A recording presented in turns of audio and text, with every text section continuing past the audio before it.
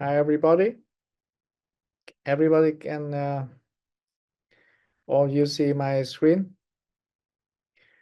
So I'm Dr. Tung, and I'm very happy to be here, and I feel that I'm very grateful to present my presentation today. And I want to say thank you for Lira ETK and Bitcoin Company who support me to be here.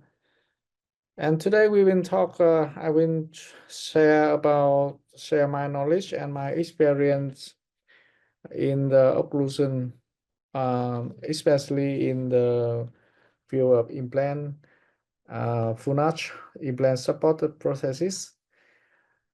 We know that occlusion is very huge field in our dentistry, and I think 1.5 hours is enough for me to talk for all the aspect of the occlusion, but I will try my best to share with you my some point of view in this in occlusion for the implant, especially for the full arch implant. So I hope you will enjoy it. We know that today I will focus on 5 aspects of occlusions. The first one is complication related to biomechanical issues, and then we will figure out the risk factor of overload force. And the third one, after we realize the risk factor, we will know how to design the restoration on full arch prosthesis. And then after we design the morphology of the crown of the dentures, we need to know how to choose and adjust a occlusion scheme. And finally, we need to choose the suitable prosthetic material. That's all of my topic today. As we know that nowadays, orthodontic is the hottest topic in all over the world, on the seminar, on the workshop, on the conference. But I found out that most of speakers choose a topic related to digital surgical guide, like something like stackable spleen, and how to make the immediately rotting denture during days. Or the newest technology is digital impression with some system of photogrammetry, and it help a lot our dentist to take an impression, not only very easy and comfortable for the patient, but also it can help us capture very precisely the position of the implant after we placing. And recently we have heard about a lot of the new implant system. We call this zygomatic implant or pterygoid implant. And all of the development of the technology and the implant surface treatment can help us a lot in the placing implant successfully. But if anyone of us who have done any case of orthodontics, we all know that the most difficulties part is came next phase. It come from next phase. Is a prosthetic phase, and we divide into phase provisional and final restoration. And you see, as you see in this my screen, in about 10 years ago, we use traditional acrylic dentures to make provisional restoration, and we had many problems with broken and fracture of the provisional. And you see, if any one of you see this picture, we will feel very scared, right? Because we all know that at the first 3 times after placing implant, the implant is very weak because of the osteointegration process. So in this time, if our provisional restoration fracture or be broken, it's very dangerous because we don't dare to unscrew the denture out of your patient mouth for repairing. It can make we can lose or we can make our implant failure. So recently, we use a titanium base titanium bar to reinforce our provisional restoration, and we use reinforced acrylic from Ivoclar to make the provisional denture, but it still have a problem because of the amount because of the titanium bar. We reduce the amount of acrylic or resin to keep the veneer teeth, resin teeth. So it's very easy to detach the veneer teeth out of the denture. So this case one of my patients. She's from Germany, and when she come back to Vietnam for the double jaw on 4, and so very terrible when she come back to Germany and the resin teeth was drop out, and it's really hard attack for me because I can't. She tried to come to some clinic in Germany, but they don't know how to fix it. And sometimes we have to pay a lot of money to bring patient back to Vietnam to repair it. But it's still very dangerous in the first 3 months. So it seemed to be the nightmare for all of us if the dentures, provisional denture fracture. And even in the definitive, in the final restoration, we still have problem with porcelain chipping and sometimes final restoration fracture, even full zirconia or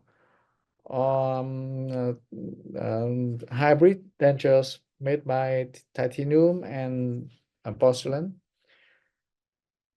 And sometimes we have problem with the abutment broken. This case was by my close friend, and this patient came back after 1 year of final restoration, and you can see the abutment broken. And the problem here is he can't take it out. It's very difficult to take the broken abutment out. So all of the part of our restoration system was made by titanium or porcelain, but it could be broken. So we can imagine that how strong our chewing force of the human. Another complete rare complication of the restoration on orthodontics is a cervical wear restoration. Even it's very rare complication. Yeah, I only heard it in the CACMID book like this, but I have never seen one of my patients have it. But one of my friends in Vietnam, he shared a picture with me that this patient wear the provisional restoration for 6 months, and when he came back, all of the resin teeth on the left have like a obstruction or scratch on the surface, and it seemed to be like that. The patient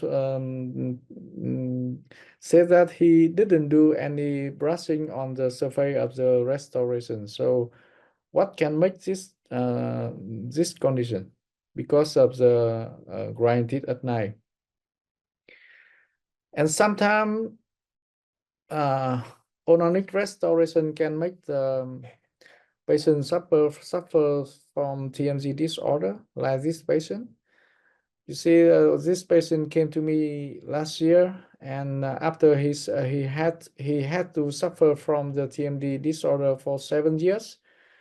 And in the past, he only lost few of molar teeth in the back, but his old dentist told him that implant is much better than natural teeth. So he convinced him to extract all the natural teeth and replace it by the implant. And you see, he brought to me a lot, about 10 pair of dentures. You see, the like a millionaire, right? Because the price for each denture is very expensive, and all of them didn't work. He can't shoot with this kind of dentures restoration, no matter the PMMA or full monolithic zirconia or hybrid dentures from titanium and porcelain and PMMA, and they try all kind of material on his. And when he came to me, they made for him another provisional dentures restoration by acrylic in the titanium bar. And you see, the problem here is he can't chew on the right side, because he said that all other pair of dentures, only after a few weeks after doctor placed restoration into his mouth, the right side always have an open bite condition, and they don't know why, and they adjust a lot, but it still happen. And he had another problem with some other side of symptom of TMD, like his head and neck posture is not straight. His head turned to the right, his shoulder, and of course his hand, his arm, right arm is longer than the left arm, because, and of course it's affect to his walking. He feel very uncomfortable when unbalanced when he walking.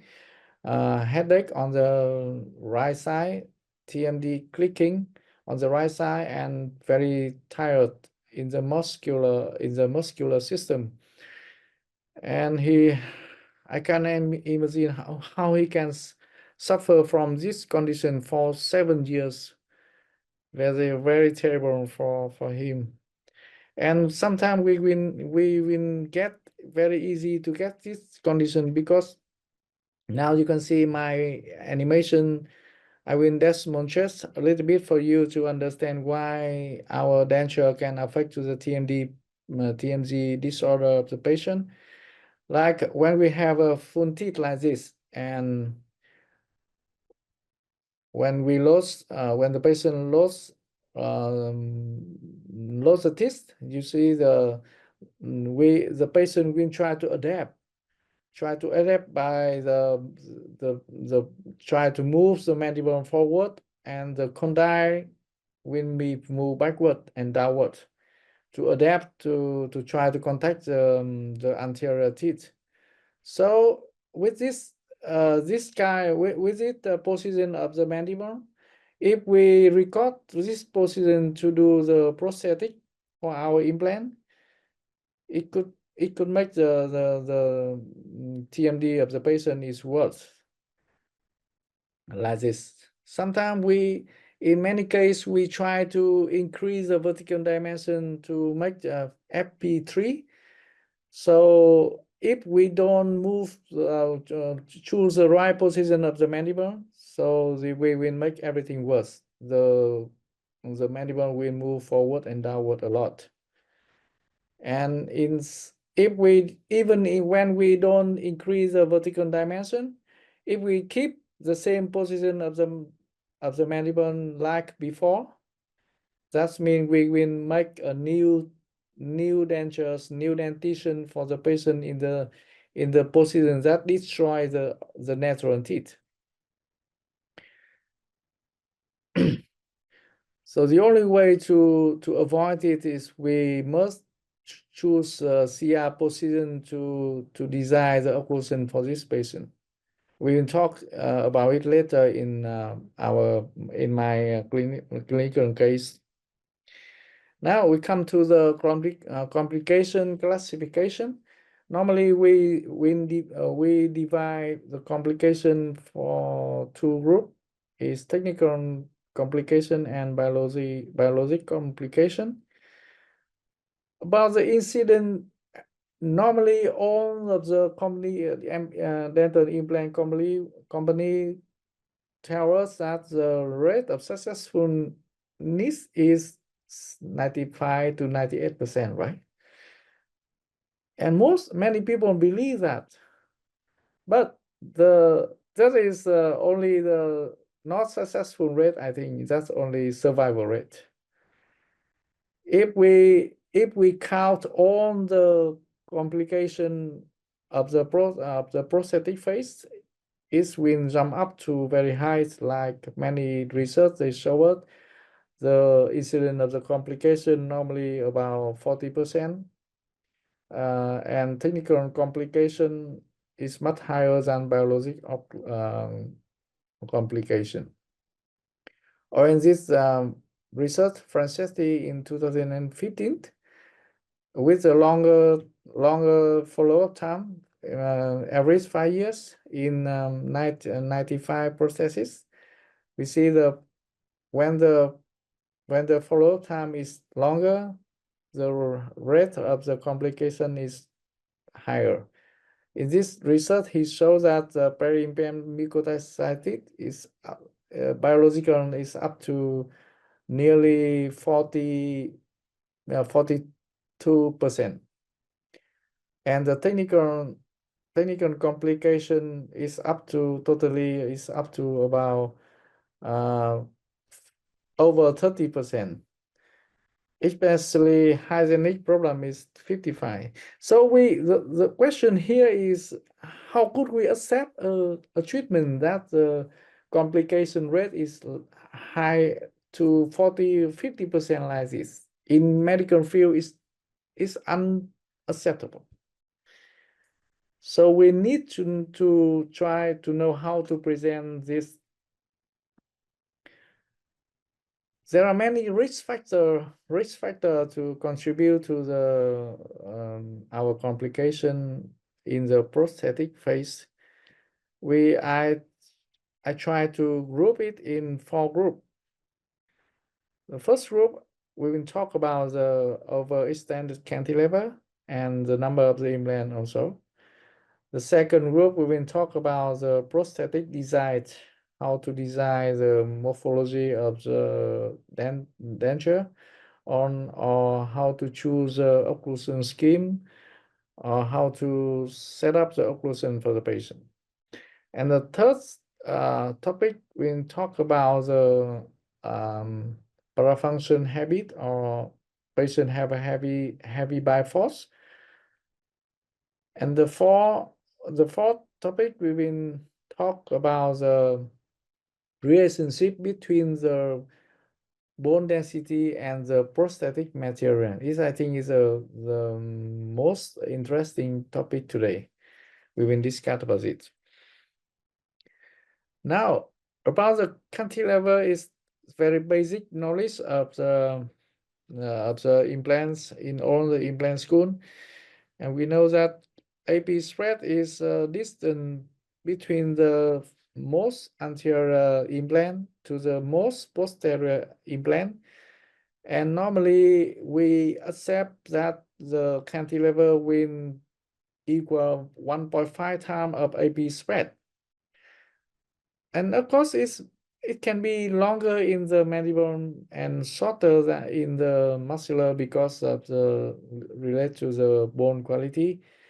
In the mandible, the bone is harder, and the maxilla of the bone is softer than. So we try to reduce the cantilevers in the maxilla than in the mandible. But Sometimes because of the bone condition of the patient, so sometimes we forgot and we make the wrong thing.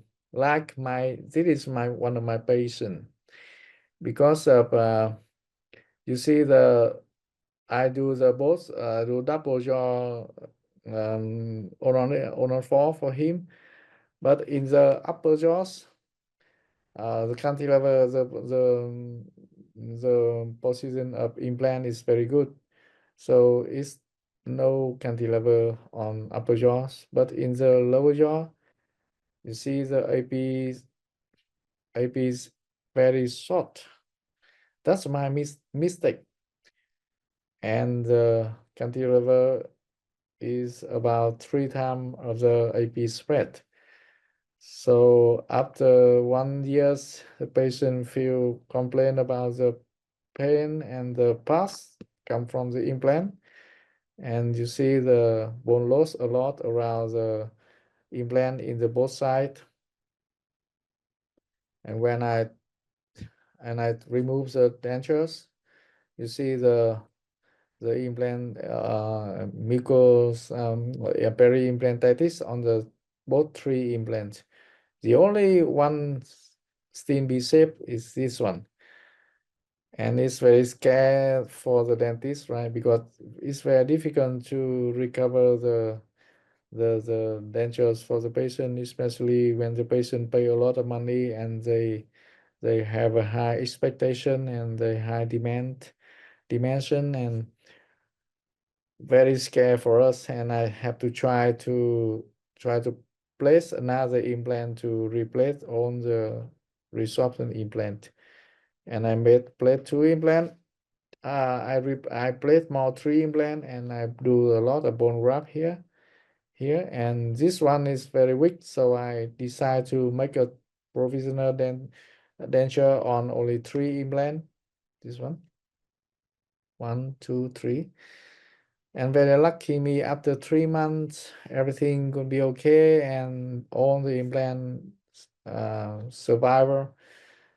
So I made a final restoration on 4 implant.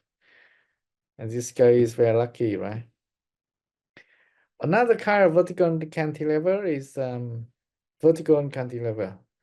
This is not many dentists mention about this, because we usually cut the bone or do the bone osteotomy to reduce to try to make the larger crescent bone wide, because of we lack of bone in the horizontal dimension.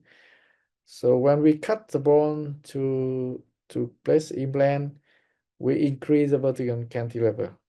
Like this case, my case have a 22. It's too much. And now we know that if we have guideline for selection of prosthesis based on interarch space. If the prosthetic space from the platform of the implant to the opposite occlusion surface over 18 millimeter, the fixed option will be contraindication. We have to choose a removable option, right?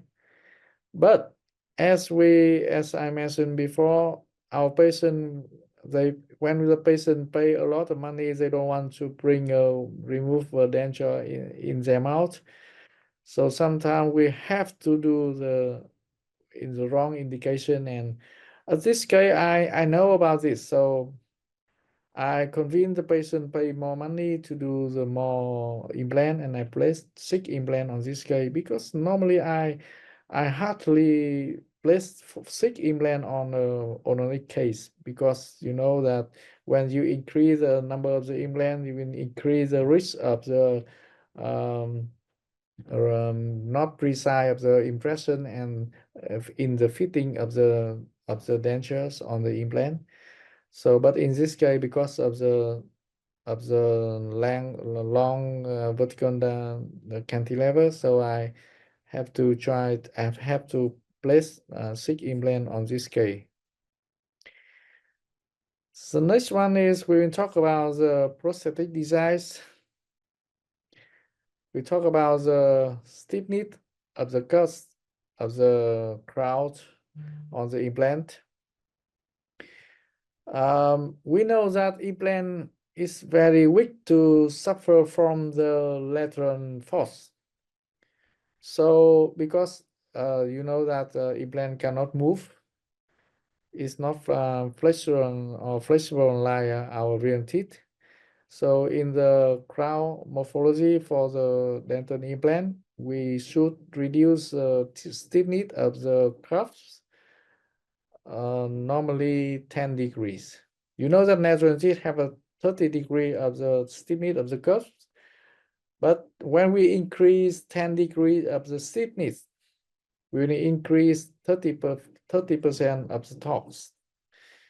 And when we need to place the center hole wider than in natural teeth, normally 2 to 3 millimeters to avoid all the lateral force for the implant. So with the full mouth rehabilitation, you can see the difference between the natural teeth, natural dentition, and the full notch processes on the implant. In this case, you see the full mouth ceramic crown for the natural teeth. You can see the sharpness and the stiffness of the curves of the molar teeth. But on the implant case, we should reduce the stiffness and we make the center hole is bigger to reduce the risk of the lateral force affect to the implant.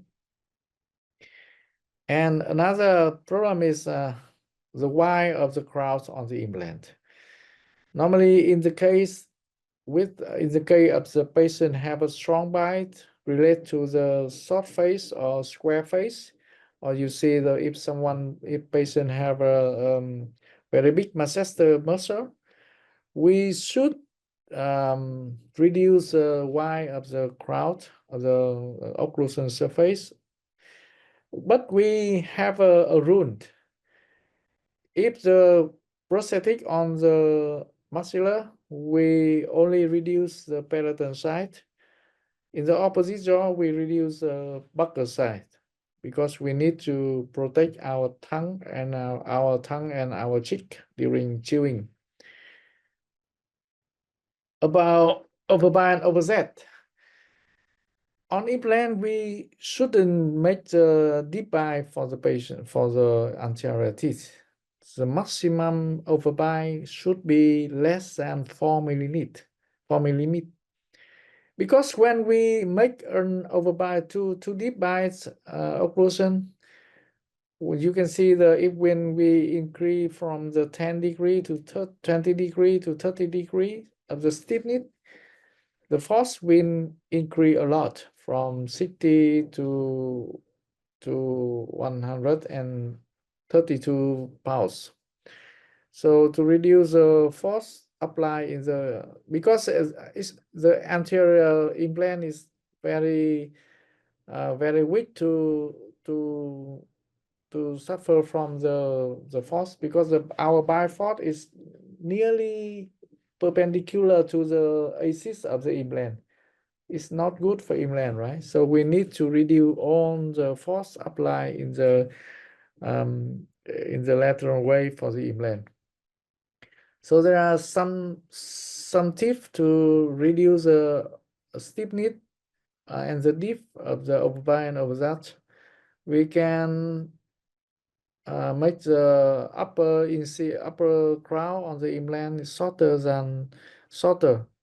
so we can open the angle of the overbite, or we can make the upper incisor crown implant more thin to the buccal side or lip side to gain the angle of the to reduce the angle of the sliding part for the lower anterior. Now we come to some occlusion type for full notch. This is very, very controversial topic nowadays because each dentist love to choose one kind of occlusion. Like this is my preferred occlusion type. We call mutually protected occlusion or MPO occlusion. This is mimic the ideal occlusion scheme on the human, on the natural teeth. It means that the patient will have an anterior guidance. When the patient move forward, the mandible move forward, all the force concentrate in the central incisor.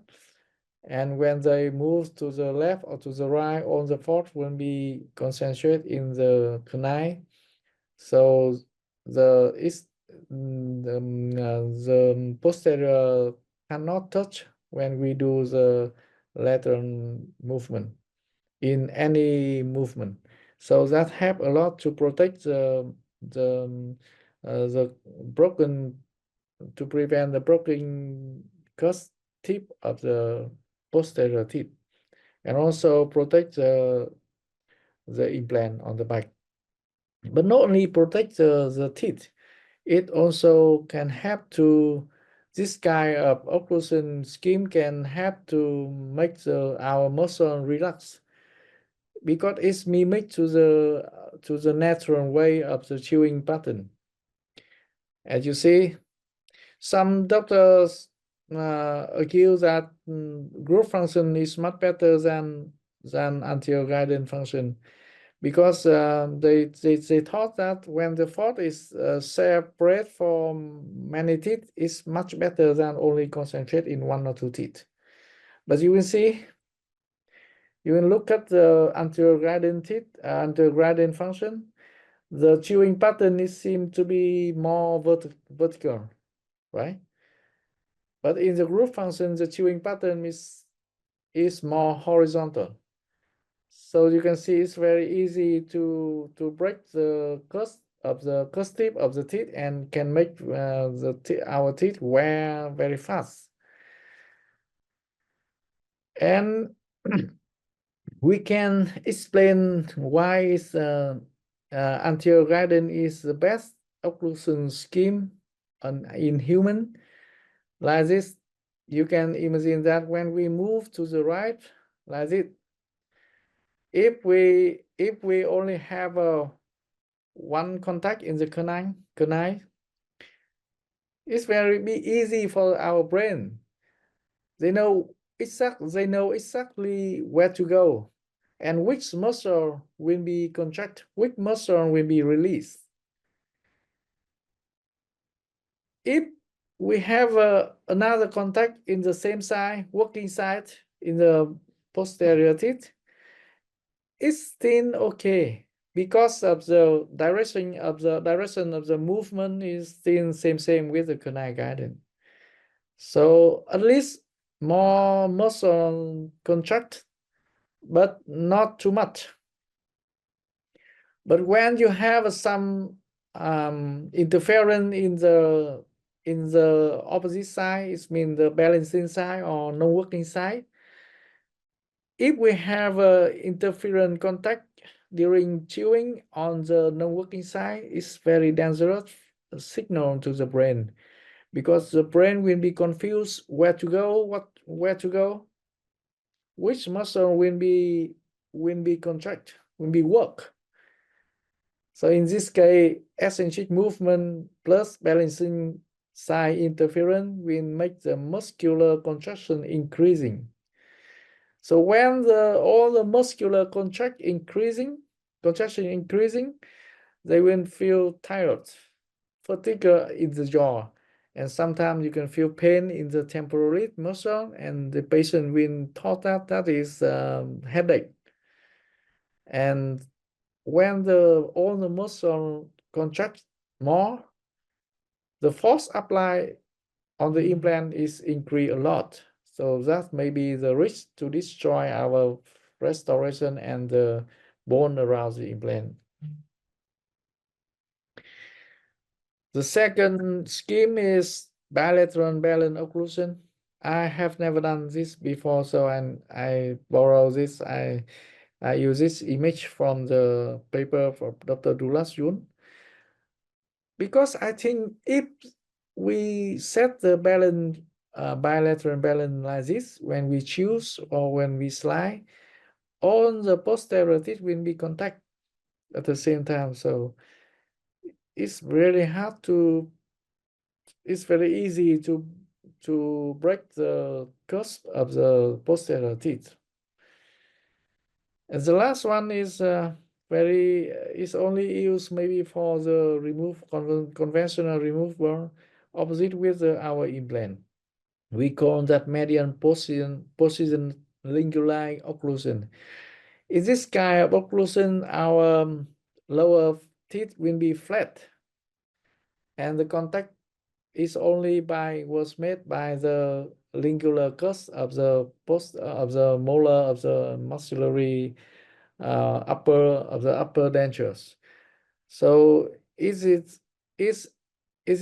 bilateral balance occlusion, but more aesthetic, because when you look at the patient, you can see on the force we concentrate in the center of the crestone of the bone, and the aesthetic is better because the upper teeth is now look more natural teeth, and is overlay the lower dentures when the patient smile or bite. But I have never done this, so I don't have any experience on this kind of occlusion. So now, how to choose occlusion type? Very easy. We only base on two factors. The first one is what is your prosthetic type? Fixed or removable? FP1, FP2, or FP3? Removable, we have FP4, FP5. And the second factor to determine is opposite denture. So most of case in orthodontics, we use a mutually protected occlusion, like FP1 to FP3, or sometimes maybe we can apply for the FP for FP4 with the real dentition or fixed dentition. And bilateral balance occlusion only apply for the removal denture, like AP4 and AP5, or conventional removal denture. And the last one is only for AP5. Now, another issue is we need to design our occlusion on the articulator. For the international attendee today, maybe you will laugh because it's very simple, right? Everybody know about the articulator, and everybody in the Europe, they use the articulator. But in Vietnam, not many dentists use articulator on the daily practicing. So I think it will be helpful for the attendee when I talk about this. We all know that articulator is help us to mimic the chewing system, the masticatory system of the patient, of the hearing patient. It can help us to have a right position of the distance from the TMD to TMZ to our teeth. And we can have a right occlusion plane to compare with the scan base, and it helps us save time a lot when we work in the patient. And we use articulator. We can bring the patient mandible to the CR position, and we work on the hinge axis. Only work in the hinge axis, it means that your mandible patient will have a pure rotation, so we can increase the vertical dimension as long as we want. Not it will not affect to the condyle position, and it can very easy to mimic from the laugh to the patient mouth. Like this picture, I want to demonstrate that when we work in the articulator, it save a lot of time for us on the dental chairs. And when it's not only save our time, it protect our prothesis, especially if our restoration made by monolithic zirconia. If we adjust the occlusion too much, you cannot polish the surface of the zirconia wells, and then it's very easy to be broken. So in this case, you see all the contact in the lab, the same in the mouth. Anterior guidance in the lab, in the articulator, the same in the mouth. Right lateral excursion, same in the mouth, the articulator. Left lateral excursion, the same. So it means that it helps us a lot, save a lot of time and money. So we need to work on this. What about occlusion adjustment? When I study implant in my dental school about 15 years ago, my teacher taught me that because implant is not mobility, it's not flexible as our teeth. So our implant, we need to reduce the force on the implant, and we adjust a little bit lighter than in the natural teeth. But how much of lighter? Nobody knows. It's very hard for us to adjust. And as I saw many cases of other dentists, they adjust a lot. So the occlusion of the crown on the implant is open by about half of milliliter to compare with other natural teeth. But you know that if we adjust the teeth, the occlusion open by like this, after a few months, the opposite teeth will erupt, and it will touch to our implant. So the rule here is we will use a seam stop for 8 micrometer. It's very thin articulated paper.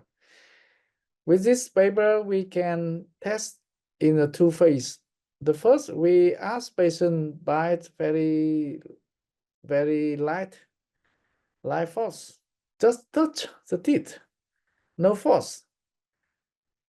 Then we will test on the neighbor natural teeth. And when patient bite lightly, the natural teeth able to adjust to the implant will keep our paper tight, but not our implant. We can easy to withdraw our paper, and then we ask patient bite strongly. Adjust when the agent tooth neighbor tooth singing into the socket. Then at that time we will let our implant touch, so it can hold the paper tight. That's the rule. Very easy, right? In the full arch case, full arch denture, we usually use two types of articulated paper. One is 20 micromet, and the last one is 8 micromet. Every single contact must be equal. So all the contact must need to keep the seam stop foil when the patient bite. So if any contact open, you can very easy to withdraw the paper out. That means we need to reduce all other contact. So now we come to the third topic today is about parafunction habit. This is an interesting part because not many dentists or not many patients know that bruxism is very popular in our population. We know that the number is, it seems to be is the real incident is much higher in the research. And bruxism is divided in two groups, awake bruxism and sleep bruxism. Awake bruxism, we can call it clenching, like this. When we angry, when we nervous, we win by with a very strong force. And this, you can see the masseter motion will be very tight. And another type of bruxism is grinded at night. This time is really, really dangerous for the natural teeth and also for the implant. About the cause of grind teeth at night, Lobenzo in his book, he's divided in, there are many kind of cause, but they can group in 4 groups. The first one is anatomy, about because of occlusion interference. The second one is because of stress or depression. And the third one is because of the nervous system disorder, like injury, heredity, or nowadays they talk a lot about the OSA, sleep rhythm disorder. This can affect and to grind it at night. Or disorder of neurotransmitter like catecholamine or serotonin, or some other factor like alcohol, heroin, cigarette, or some medicine. Now I will take a brief, we'll talk a little bit about the some signs and symptom and reason of grinding at night, because it's very important for us to decide to treat the edentulous patient. Now you can see we what is occlusion interference? It's talk about the difference between the CR and MIP position. MIP is mean maximum intercupation position. We can have another term is complete occlusion. This patient, when she normally bite, all the teeth contact look very nice. But in the CR position, when the mandible retreat, only contact in the back. So if someone has this kind of occlusion interference, it means that like this, the first contact in the back, and our brain will activate a reflection to avoid the premature contact, and it's always move our mandible forward to make more contact. We can swallow if our anterior teeth not contact. So that's the way the joint will be affect.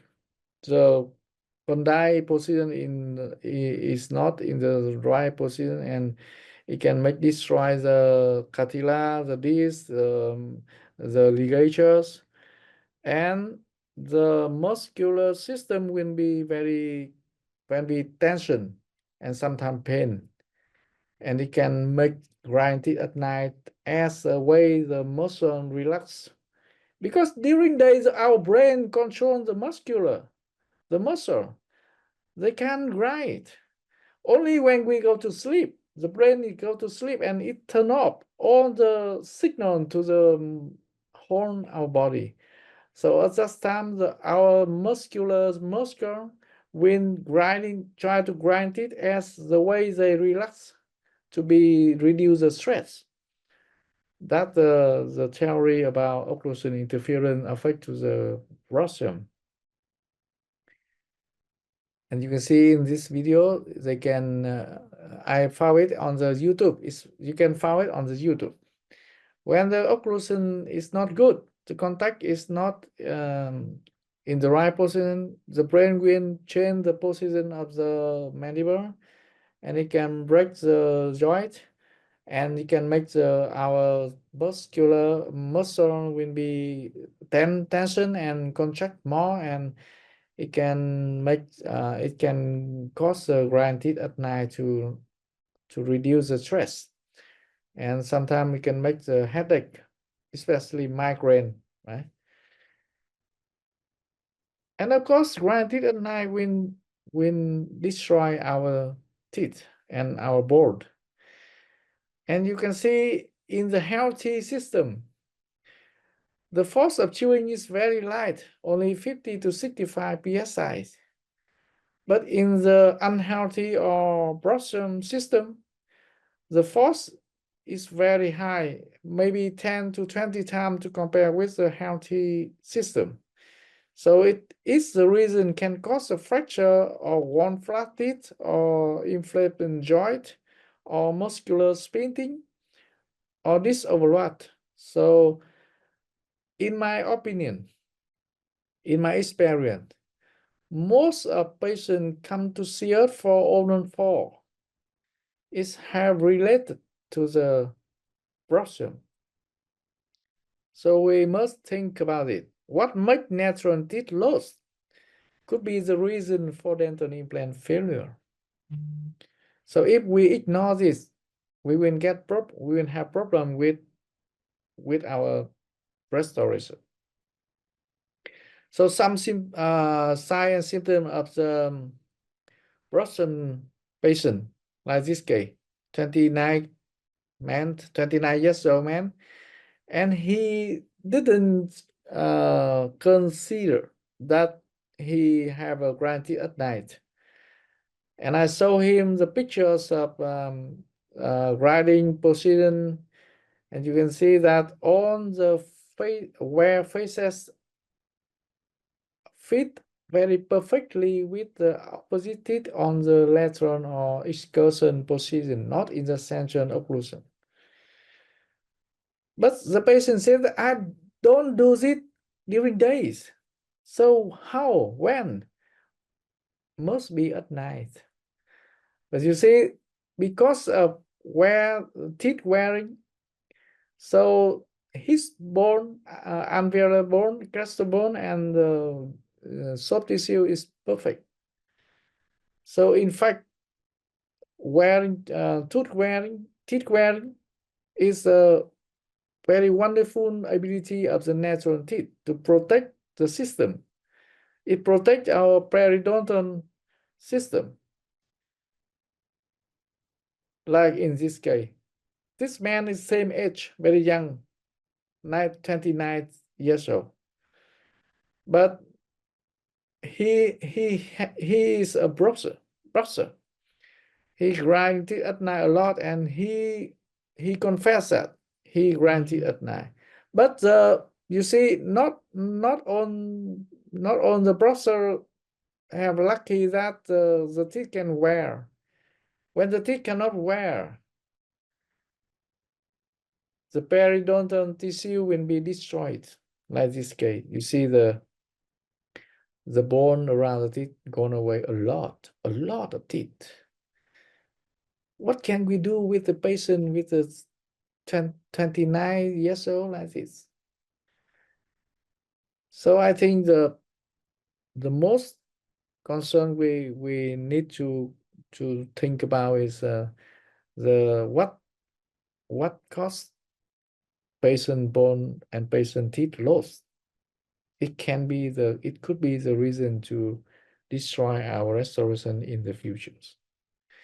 And another symptom of broken teeth is obstruction and the torus bone hypertrophy. many people thought that the occlusion was made by the brushing teeth, horizontal brushing teeth, but actually it was made by the lateral force when the patient cried, and the hard tissue in the cervical part of the teeth wouldn't be compressed, and it broke and it break down. And when the teeth move out, and the root when we move in, and the overload force when applied to the bone in the lingular side. So that's why the bone will be react, and they will make a more bone to like a the way to against the force.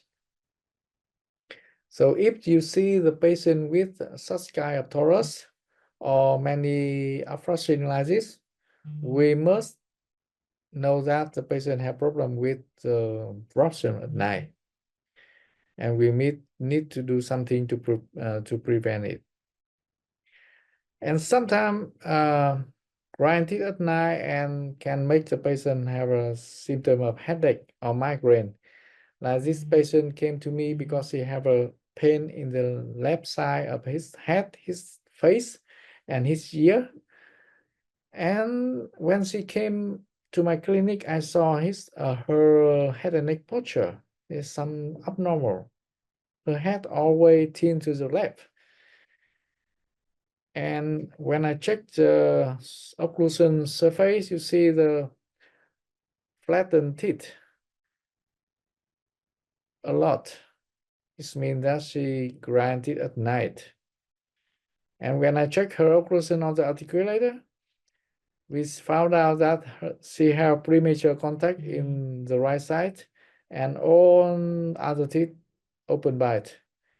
So maybe every time she bite, her muscle will try to pull her mandible to the left. So the muscular system on the left is more contracted more than in the right. So it can make her feel headache and tension on the left. And of course, her head will tend to the left. And this is the position of the pain map of the patient with TMD and granted at night or usually have. So many people misunderstand this. They thought this is migraine or headache, not normal headache. But actually, 90% of patients come to the headache clinic. They only have a headache only on the outside of the skull, not in brain. That's only in the muscular or face. So I guess that many patients have suffered from the TMD problem in our community. And then I made a spleen for her, relaxation spleen, and after only 1 week, all the pain gone away, and her head and neck position is come back. Straight head. And this example is only, I want to demonstrate for you that the unbalanced occlusion can make the patient many problems in the patient. So we need to design the balanced occlusion for the patient. Like this case, complication case related to TMD patient. This case is about 10 years ago, and at that time I didn't know anything about the TMD or occlusion relationship between TMD and occlusion. And this patient came to me because of all the upper teeth remove mobility, and have in the back also. And when I check his photo before surgery, now I found out that he have a problem with TMD. And the X-ray on the posterior teeth have lost the bone and mobile, and also in the central incisor. So I decided to place 5 implants on this case. But this guy is very, very scary because his temporary prosthesis fracture twice times. Even I try to reinforce by a metal wire, but the fracture happened again. So even when I made a final prosthesis for him, only a few months later, 1 year, I guess, many process shipping appear here. And when I check, I found out that on the part of chipping, on the way that when he grinding, when he does the lateral excursion, on the teeth which blocks the way of the movement, the porcelain will be broken. So very lucky me after 10 years, after 5 years, my implant still good. The bone around implant still good because of the broken of the prosthesis. But the lower implant, very bad. And also the natural teeth in the lower jaw is very bad. So another thing is we need to consider that when we make orthodontic prosthesis, it means that we make a new dentition for our patient. The new dentition, new life for the patient, but we can't change the muscular system. We can't change chewing pattern. It needs time. So normally patients will have a new dentition, but they will chew in the old chewing pattern. So this is very high risk for breaking our denture, our restoration, because of the old chewing pattern. You can see this video from the ITI, my video from the Professor Muller from Geneva. You see, functional aspect, just have a look at this. When the patient remove a denture, they only bite in the front. Have a look at the low denture. It's really and the chewing pattern is not line with the fixed dentition. So in this case, because of the chewing pattern of my patient, so after a few days, all the anterior teeth in the lower jaw were break out. But very lucky me, I use such kind of material, hybrid composite and ceramic. So it's very easy for me to add some composite to rebuild the restoration, and we didn't have to take the denture out for repairing. So how could we prevent bruxism, and how could we protect our prosthesis and our implant? Very easy. I show you guys very easy tool. That's Niagara spleen. All of my patients nowadays, all of my on 4, on 5, on 6 patients, one jaw or double jaws, after 1 week after placing implant, I will give them a Niagara spleen for whole life. And not like Niagara spleen in the real dentition, the Niagara spleen on the full arch implant processes. The spleen is very narrow and it's only cover the denture. The denture is not touched to the palatal of the patient, so the patient don't feel anything. Very easy. And my spleen name is Margot spleen. It's similar to Michigan spleen, but it's add a little bit more anterior guidance in the incisor ramp. And it's a very simple principle that we need to adjust on the contact points when be equal, balanced contact. And when they have a anterior gradient to mimic the ideal occlusion, to relax the muscular for the patient. And even some patients still have a granted at night. It can protect our implant and our restoration because the teeth can very slide easily on the flat surface. The last topic we will talk about the relationship between the bone density and the prosthetic material. It's very important for you to choose which material is suitable for our patient. We all know that implant is worse than the teeth. We need to know that. It's not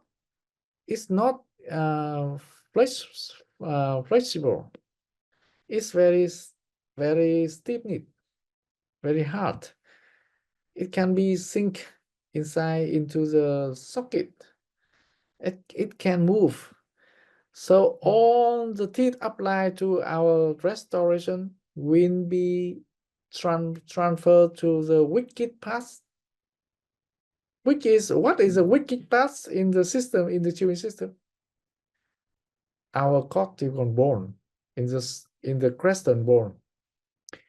And if the material of the restoration is more harder, it's much harder than the implant and the bone, all the force will apply to bone around the implant, because the bone is the softest part and it's very easy to be elastic movement.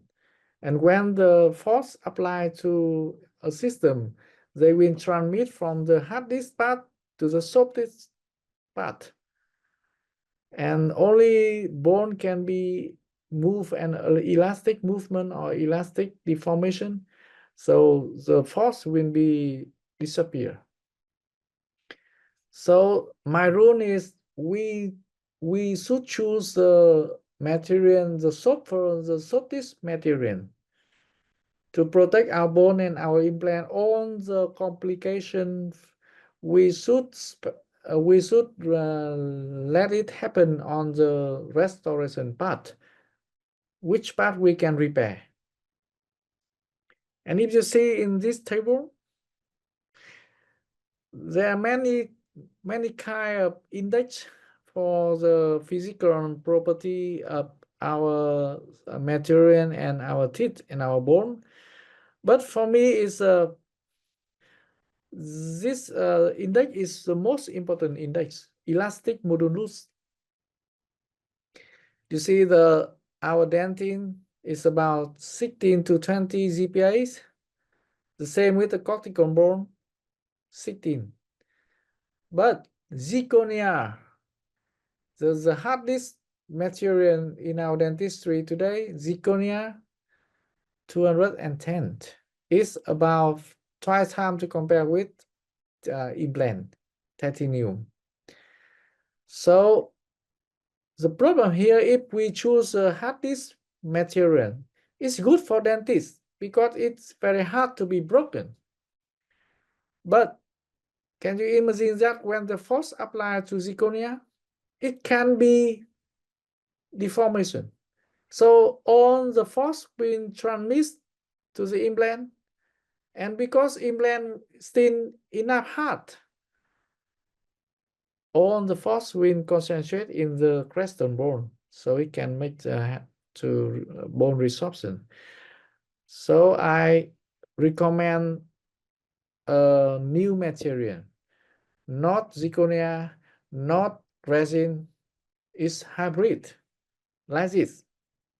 Because we all know that even we make the teeth by porcelain or by metal or zirconia, it's all can be broken. So what kind of material is that? Maybe it can be broken, but it have an ability of shock absorption, force absorption, to protect our implant. So I use 2 years ago, I start to use this material. This gone from Sofu. I think is a hybrid composed of 61% of zirconium silicates with high pressure polymer matrix composite. And you see what I love the most is the elastic module is same with our teeth, and it's have a ability of a soft masticatory force. So maybe it can be broken, but it's very easy to repair by normal composite filling, especially if the patient overseas or very far from our clinic. In the temporary phase, some tip of the curse break down. They can come to any dental clinic around there and they can add some composite to this restoration. Very easy. We don't need to remove the denture out of the patient mouth to repair it as other material. Or sometimes we have many kind of this material in our field market, like Bricam. It's not hybrid, but it is a high impact performance composite. It have the same property like it's only about E modulus is very low, so it means that it's very flexible. So it can very easy to absorb the force. So for me, all of my case, I use such kind of material. I'm not like zirconia. I don't like ceramic. So I can show you my clinical case with a very interesting interesting case with all the problem I talk about. My case have obviously we can place implant in the back, so we need to remove anterior teeth to place on 4. But the problem of this case is you see the speed curve is abnormal, right? So you see he wear a denture, remove a denture, but the lower teeth is touched to the base of the denture. So it means that we only have a 2 millimeter of the prosthetic space. So we can do the order for prosthetic for this case. What can I do now? And you see his head and neck posture have a problem. He have a thin to the right and the shoulder is not balanced. And you see the lower face is shorter than the middle and the upper face, just because he tried to move his jaw forward to adapt to reach the anterior teeth contact. And when we see it on the TMZ X-ray, we can see that in the right condyle, right TMZ, the condyle is moves downward and forward, and the left, the condyle moves backward and upward. That means that his jaw, it seems to be that his jaw moved to the left and move forward. And I decide to rebuilding the occlusion plane on the lower jaw first. I place 4 ETK implant on the lower jaw and I remove all the porcelain crown, and I make and I make a new vertical and choose a new vertical dimensions, and I took a X-ray after we increase the vertical dimension, and you can see the better position of the condyle both sides. And on the articulator, we increase the vertical dimension to set up a new speed curve. And we base on the last molar, upper and lower molar is the same plant. And then we can rebuild a new occlusion plane for the lower jaw first.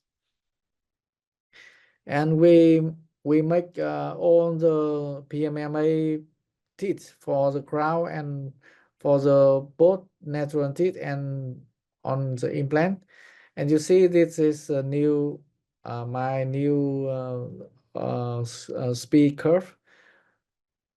And when I place an effect on the patient after 3 days placing implant, it means that ETK implant can suffer from the immediate rotting, right?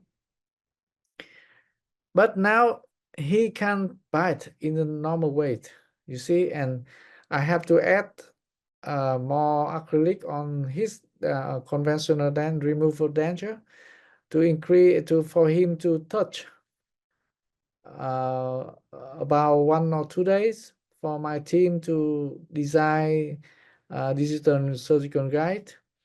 On this, we record this data and we do the X-ray again. We record the relationship between two jaw again, and we choose this position, and we do the digital workflow, design the spleen, digital spleen.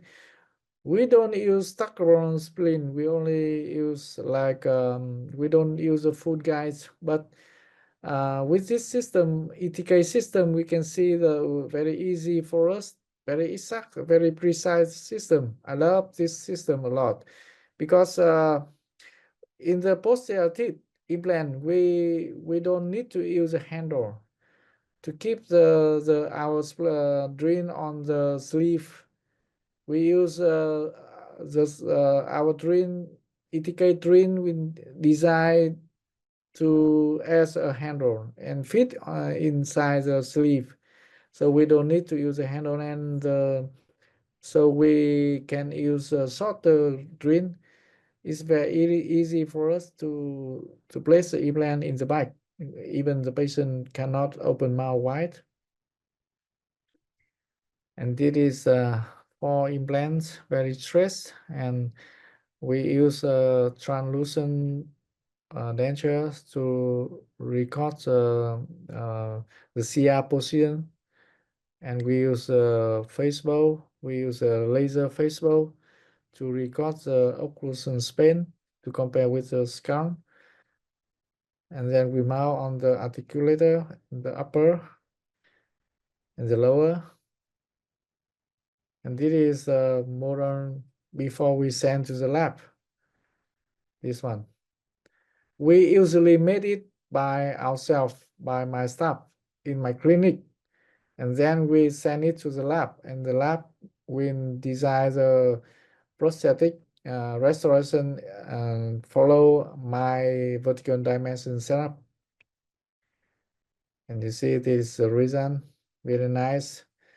And the patient will wear this prosthesis for as final prosthesis. I don't make a temporary restoration because this material can be final restoration material. Only 3 days after placing implant, the patient can wear the final prosthesis, and we don't have to repair it or replace it. And of course, I choose the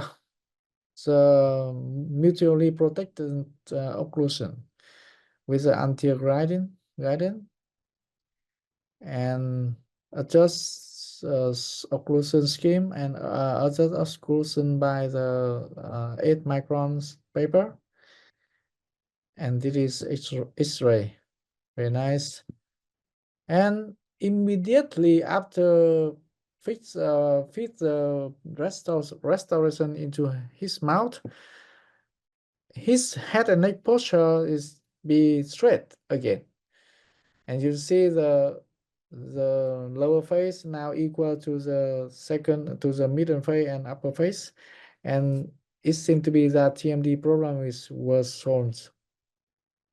And of course, we will make a Margot spleen as a NIGAT spleen for him, where during night.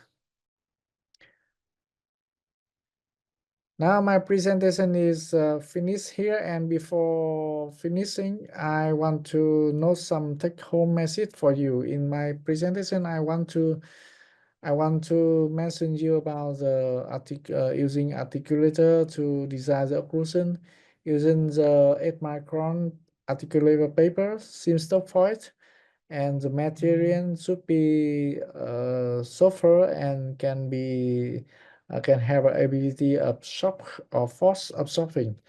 And finally, because of we change the new dentition, but patient maybe have an old chewing pattern, so we need to protect our restoration and implant and prevent grinding at night by the spleen. That's my presentation, and thank you a lot for your attention. And if you have any question, please don't be hesitate to write on the chat box or Q&A box. Thank you a lot. And anyone who want to contact me later, you can send me an email. My email is thanhtungdentist yes, gmail.com. Thank you. Okay.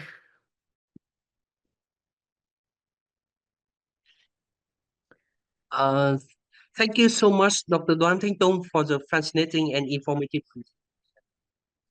Uh, we got a few questions from the audience, so let's get right to them.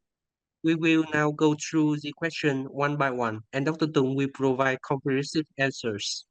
Our first question. Dạ, các bạn Yeah.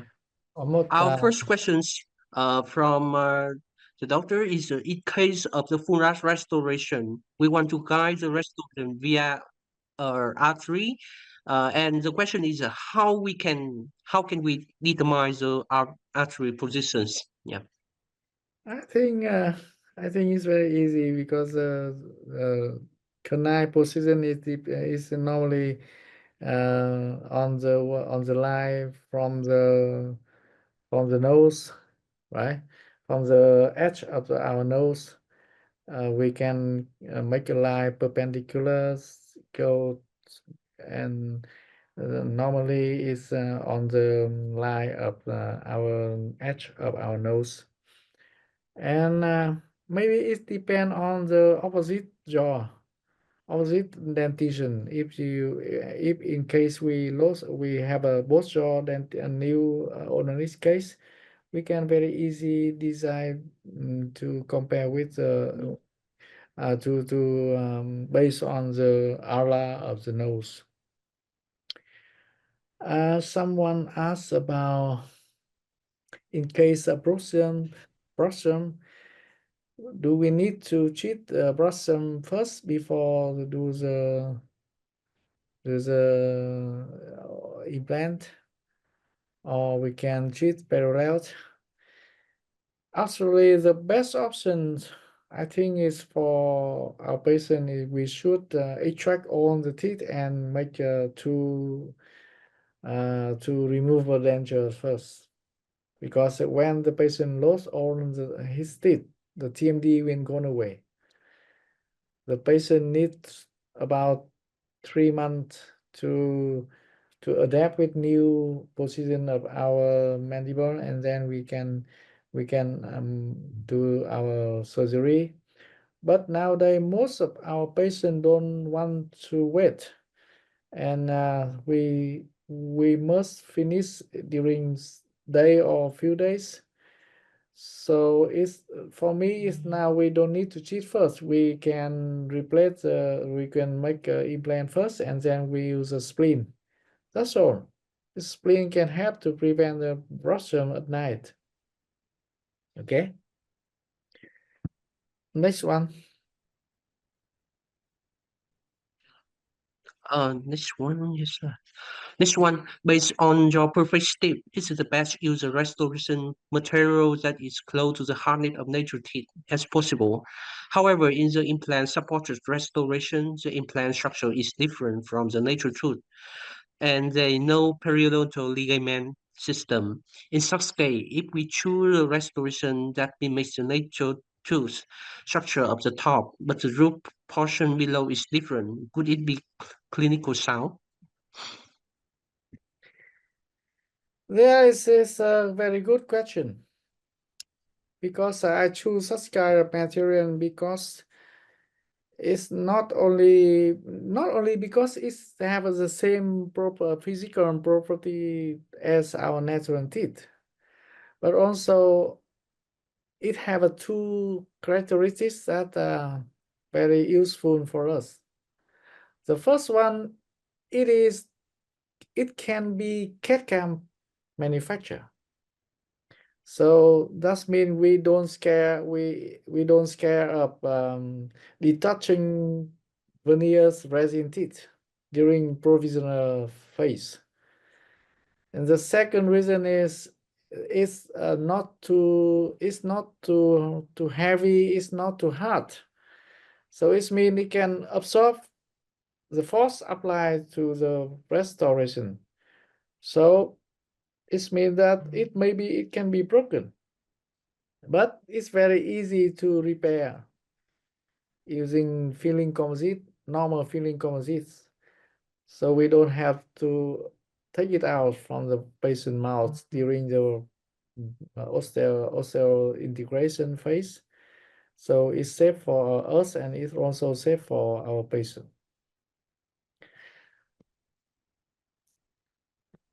I think the next one.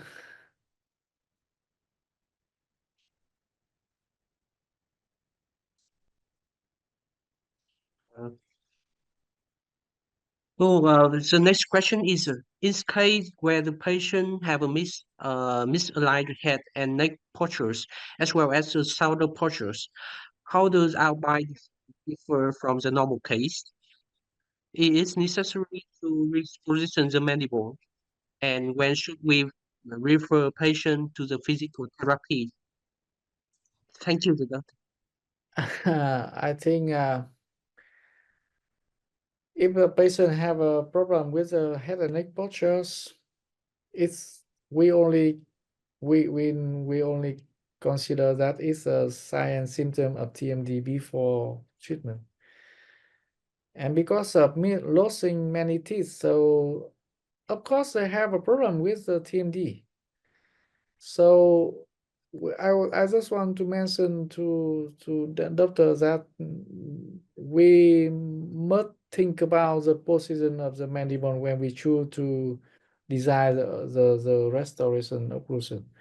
Because many dentists, many people choose old position of the mandible to as a guideline, as a vertical dimension to design the new dentition new for restoration. But we all know that the old position of the mandible destroy the patient teeth. So we shouldn't choose it. We must choose a CR position. And then when we choose a CR position, we need to recheck by the X-ray, or when we can make a test spleen by the silicon for the patient, wear a few hours to check if they feel any more inconvenient or pain on the muscle or something else.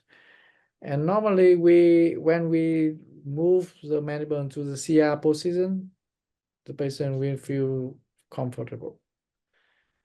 So, and then we design the posture, the occlusion on the articulator on the CR position. And if when we need to recommend patient to go to the therapy, right? If after we make a new restoration and patient said that my headache and my pain on my shoulders is not going away, that's we can recommend they go to the therapist. Okay, next one. The next one.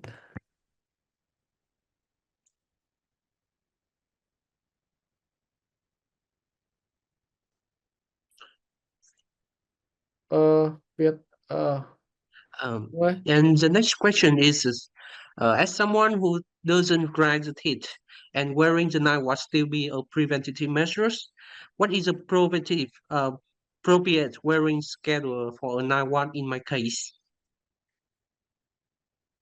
For me, for my patient, on the case, because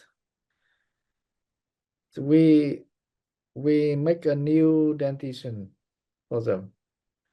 Even their real teeth before, it's not aligned, it's not straight, it's crowded, it's class 2, it's class 3. So the whole line they chewing with this occlusion. So when we make a new one, class 1, right?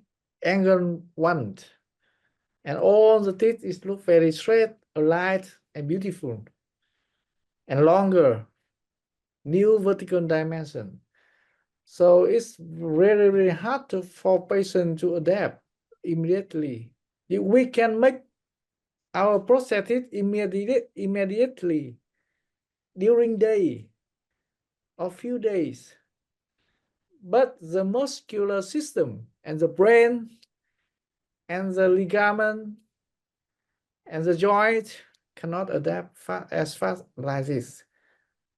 So in the paper, in the research, they said that it need to at least 3 months or two to 3 months. It means 8 weeks or 12 weeks to adapt for the full adaptation of the muscular system. So at least we when advise patient wear the splint 3 months. But for me for my patient, I advise them wear for whole life. Because grinding teeth at night or blossom is not only because of the occlusion, it's mostly is affected by the stress. Who has no stress in our life, in our society? Can you find someone with no stress in our community? No. Maybe some monk in the temple or in some pagoda. So to prevent the blossom at night, we should wear the splint. It's not only protect the restoration or protect our implant, but also it can open the airway and help patient breathe easily in at night, and bring more help the patient sleep well better. That's my idea. Okay, the next one.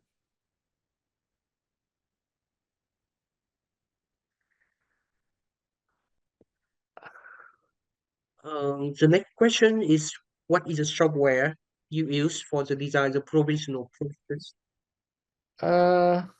Actually, I don't use the software. My colleagues, my staff, they use normally they use 3Shape or IsoCAD to design the provisional prosthetic. Mostly in 3Shape, because I'm not good in the IT, so my staff will do it for me. Okay, next one.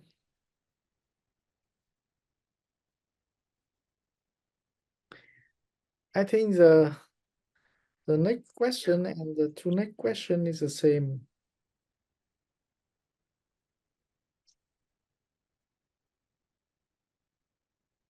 Yes. Does Yeah. the vertical dimension of occlusion significantly affect the patient chewing force? Yeah. No, it's it's it will affect if you don't do the if you don't set it on the CR position. Because if we set the mandible position in the CR position, centric region position, the mandible of the patient will be rotated with a pure rotation. And when the patient have a pure rotation, it means the condyle is still in the same position. Whatever you increase how much vertical dimension, the condyle will be the same position. So it's not make the muscle tension and contract. So the only thing you have to learn is how to determine the CR position. Okay, the next one. Boom. The next question. The next question is, I often encounter situation where the composite restoration break very quickly after being repaired. Are there Yeah, any long-term solution to make this repair more durable? it's depend on which kind of material you use to make restoration. If you use hybrid composites, you can fix it by the normal composite, but I recommend I usually use the reinforced composite from GC. It's named unilevel injectable composite. Or you can use some new composites from other company, but I think it's depend on the how you adjust the occlusion after you repairing by composites. And composite restoration I used to use for natural dentition also. I usually use for full mouth rehabilitation for the patient. But the problem usually happen when the patient have unbalanced occlusion or grinded at night. So if you ask patient where the spleen, no way, no way to break the composite or other teeth. Believe me, the spleen is very simple, but it's the best option for us to sleep well after doing the onoris.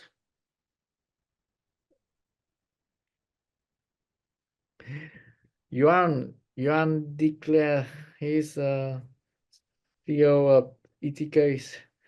He has some question, so maybe I will answer him privately because it's not related to our topic. The last question, I think. The last question is, during the routine checkups, the dentist noticed some case where one or more mutant units have become loose when removing the prosthetic for cleaning. When attempting to retightening, the abutment screw cannot re-engage and a new impression is required. What could be the reason for it, and what solution can be implemented to prevent this from happening? Yeah. Yeah, it's very interesting question because I sometimes I saw a case like this. It depend on what kind of processes is you mean the temporary restoration made by resin.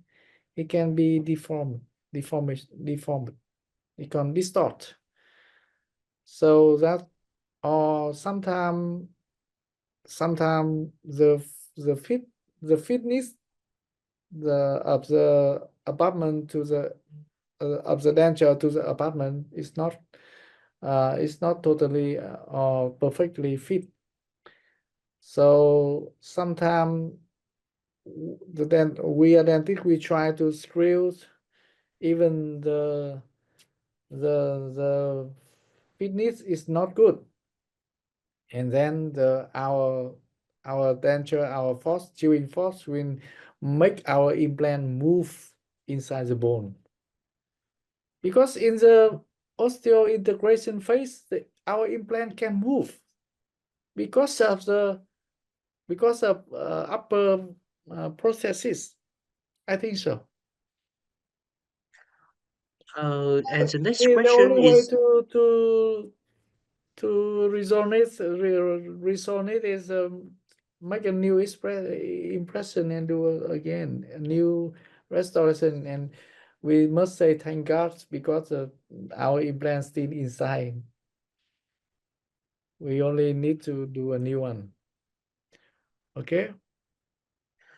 yes. And the next question is from what age you consider that we can treat the patient with the occlusion problem?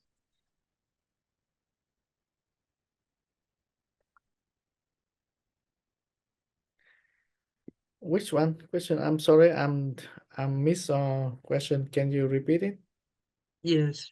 The question from the Joan declared, from which age do you consider that we can treat the patient with the occlusion problem? In my clinic, we treat the TMD patient from 4 years old. I have a From patient with a 4 years old, and she have a clicking at the age of 4. And we do the orthodontic for her at the age of 4.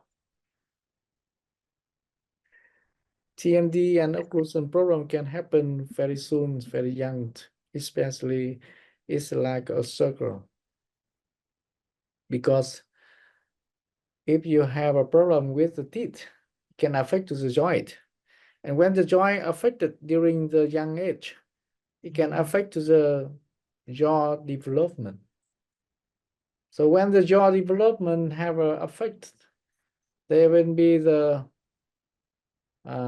maybe the unbalance in the both sides of the bone.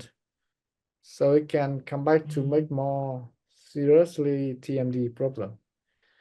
So normally we treat patient as soon as possible, especially in my case, I have a patient at 4 years old. Next one.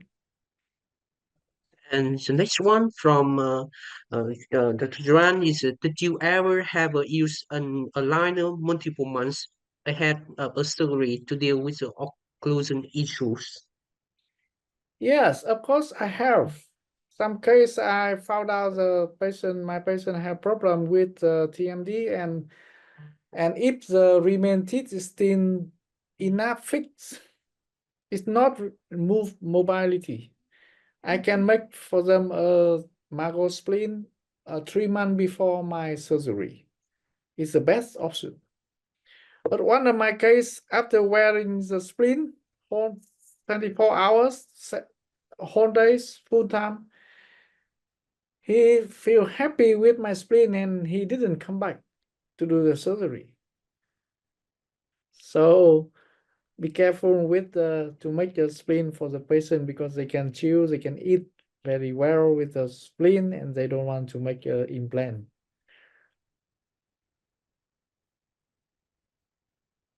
Okay. Yes. And the next questions for Dr. Tung is a patient with long-term tooth loss and the mandibular restrictions related to the centric relations, CR, is there any risk of mandibular relapse when a 9 watt is fabricated in the CR position after prosthetic rehabilitation? Yeah. Normally, if the patient lost the posterior teeth for a long time, the lower jaw will move forward because they always try to touch the anterior teeth together. So they will be reduced. So their vertical dimension will be reduced because of moving forward, not for the back, not moving backward. So we need to bring back their jaw mandible to the CR, not bring forward. So this Margot spleen is very useful to bring back. So that's my That's my answer. Yeah. And the next question is, when doing your restoration, do you create the gap between the restoration and the gum line, or you make it tight fit? Actually, in the theory, I love the gap between the prosthetic and the gum. But because I don't do the temporary restoration, I made the final restoration immediately. So I usually do the fit. I made my bridge will be fit to the gums. And after a few weeks, when after surgery, the gum will reduce a little bit, and then we have a gap. It's very easy for patient to clean by the water flows. So at the time of designing, we design fit. But we know that after a few weeks, the gum will be reduced, recession. So we will have a little bit gap. So I explain for my patients that the gap is good, easy for.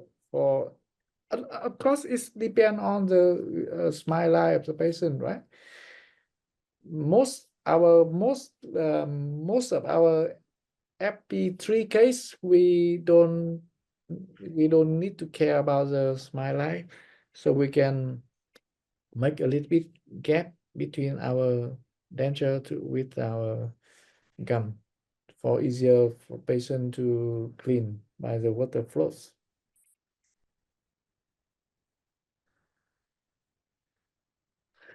I think the last one. Tung. Yes. And the next question is, what is the most accurate method to assess lateral, protrusive and retrusive mandibular movements?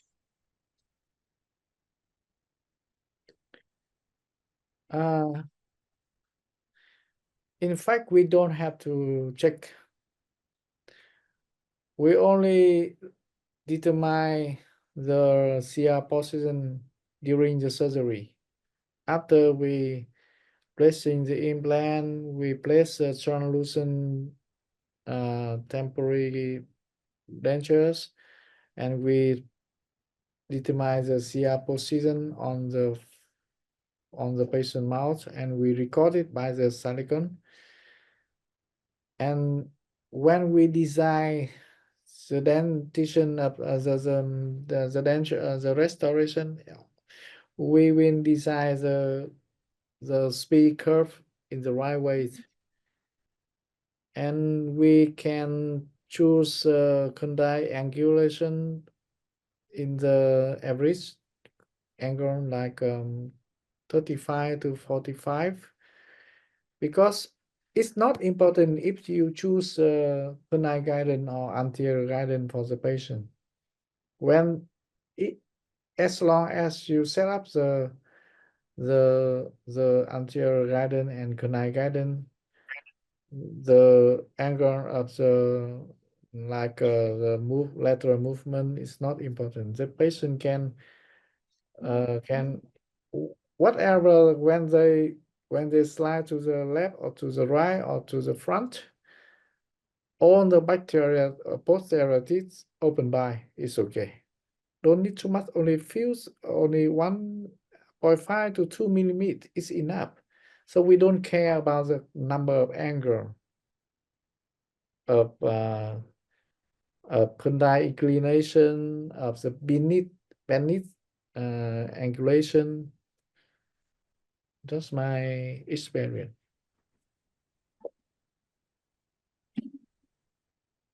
So anyone, any question? Oh, yes. Do we have any questions? Yeah. Yes, thank you a lot for your spending time this afternoon for me and for my presentation. And I hope that even my presentation have some mistake in spelling and pronunciation, I think, and maybe is it not enough to satisfy all of your wish. your expectation, but I think some point of my presentation can help you have a different look at the different vision at our career, our case, and how you will have some experience and some orientation to learn more about the occlusion for the dental implant, and it can help you to prevent the complication on your patient in your clinic. Thank you, and if you have Yeah. more questions, you can email me. Yeah. Thank you, Dr. Tung and Dr. Nhu Vu for excellent answers. On behalf of Lyra ETK and Bitcoin Company, we would like to express our sincere gratitude to all the STEM doctors who have joined us today webinar. And also, I'm honored to introduce Mr. Juan, the international sales manager from Lyra ETK, joined with us today. He will give us a few remarks. Welcome, Mr. Juan. Hello. I want to say a big thank you for the organization of this really interesting seminar. And, like, I'm really impressed by the different situations you have been demonstrating, Doctor. Really, really, like, from Europe, it's really interesting point of view that actually we're sharing with other doctors. So thank you a lot again for like this great webinar. I also want to say that we're really happy and honored to work with Viet Cong in Vietnam, and we're coming up with a lot of new projects that we're going to disclose really really soon. But with having like this type of quality of doctors around us, I'm pretty sure actually that we're going to continue developing innovation for whole actually the clinical situation you guys facing in Vietnam. So yeah, thank you very much again. As we say in France, merci beaucoup, vraiment Merci. honoré. And I wish you all the best, guys, and thank you again. Thank you.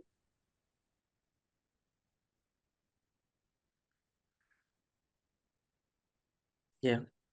We would like to extend our special thanks to the Dr. Doan Thanh Tung for the insightful and informative presentation. Our special thanks to the Dr. Nguyen Nhu Vu for his detailed translation, and Dr. Juan will join with us today. We wish all of you a wonderful and energetic day. Yeah. Thank you. Bye bye.